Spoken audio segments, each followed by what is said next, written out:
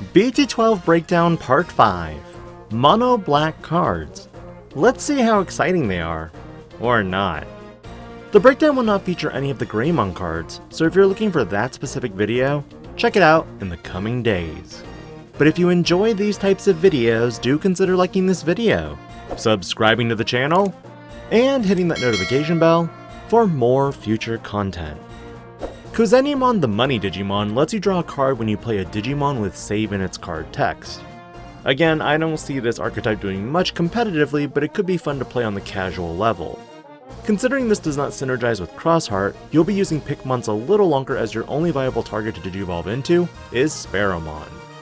Zenimon is your vanilla Digimon of the set, and while not that big, is the cheapest body to play. Nothing else to really say, but could be a body to just play to choke your opponent to 1.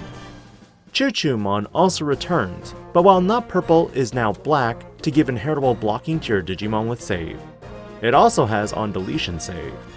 In some utilizations it could be used with Quartzmon related decks. Ganimon is a new Digimon that has an inheritable with reboot. But again, black leaves little to be desired this set, considering a lot of this card feels like a hodgepodge, and a lot of the save cards work well in conjunction with one another, but only if you have the Tamers to back it up.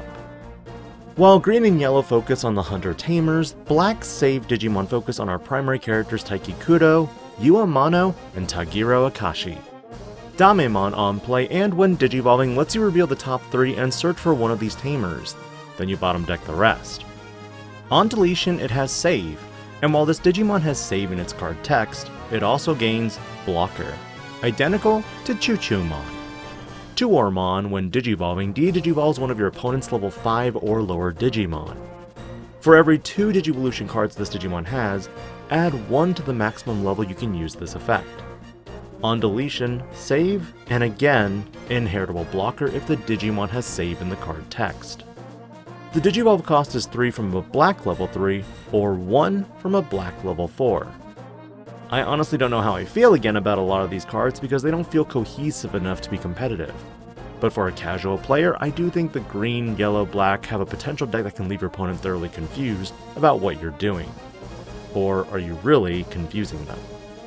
But now it's time to add one of the last hybrids of the set, Sephirothmon and Mercurymon. Sephirothmon has a Digivolve cost of 3 and a cost of 1 when slide Digivolving from Mercurymon for 1. A standard for B-Spirit hybrids. When Digivolving, this Digimon forces one of your opponent's Digimon to attack at the beginning of the main phase until the end of your opponent's turn. This could be used to set up a guaranteed deletion of a single Digimon, especially if your opponent has to push out their rookie. Mercurymon, on the other hand, on play and when Digivolving, gives one of your Digimon blocker until the end of your opponent's turn. Although not too powerful, it could work in a black blocker deck for aiding new players to conceptually understand the game. But in general, I feel that these cards are a little late to the game and won't contribute much to competitive play. Level 5 wise, Betsumon returns but as a black Digimon, now with only a simple inheritable of all turns, a DP buff. While it can digivolve from other colors if the Digimon has save, again, I'm not too familiar with the meta that could blossom in North America with the Greymon X restrictions. Footmon is purely a vanilla Digimon that has a cheap Digivolution cost of 2 and a really high DP. This is probably one of the best level 5s in the set to grab if you're playing sealed. But the last Digimon to go over for this set is AncientWisemon. It's interesting that Wisemon is a purple-black Digimon, while AncientWisemon is mono-black. You'd think that the cards would be consistent as you Digivolve. But AncientWisemon has the standard 5-cost Digivolution and an opponent's turn effect that lets you reveal the top 3 cards of your deck when an opponent attacks. Play one black card with a play cost of 6 or less from among them without paying its memory cost, and then trash the rest. For some reason, my mind wants to use this in a D-Brigade related deck, but why use other cards when the D-Brigade archetype has a much better focus? As always, the on-deletion effect lets you play a level 4 or lower black Digimon with hybrid in its traits, being Grumblemon, Gigasmon, Sephirothmon, and Mercurymon as your targets. For black Tamers, there's Yua Mano and Taikamiya.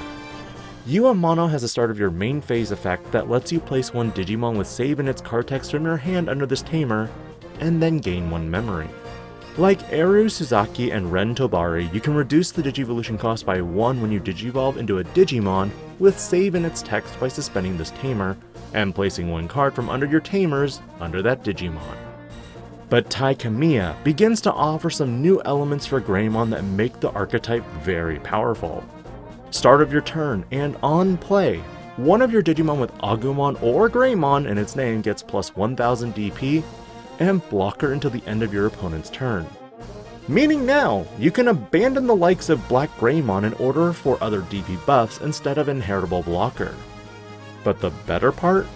When one of your Digimon would Digivolve into a Digimon with Greymon or Omnimon in its name, suspend this Tamer to gain 1 memory. This has elements of Nokia, but is better in that it bypasses memory cost reduction. But memory blockers cannot block Tai. Definitely expect to see this Tai making appearances in Greymon decks, along with his red or black memory fixer counterpart. The last card to go over for black cards in BT12 is Laplace's Demon. For 1 memory, this card forces one of your opponent's Digimon to attack at the start of your main phase. In security, add this card to your hand. This card can be useful in a blocker-heavy deck that forces your opponent to constantly attack and get deleted by the block. This card will arguably be a sealed card and could be good if you manage to recruit Greymon-related cards along with a Tai, or even the black hybrids. This wraps it up, and apologies for these short set breakdown videos. A huge chunk of Digimon in yellow, green, and black are also multicolored, and because of that you'll see more content there along with my thoughts on where they'll go deck-wise or how they'll be used. What are your thoughts on the mono black color cards? Let me know, and I'll catch you on the next one. This is DIGI-PANDA, logging out.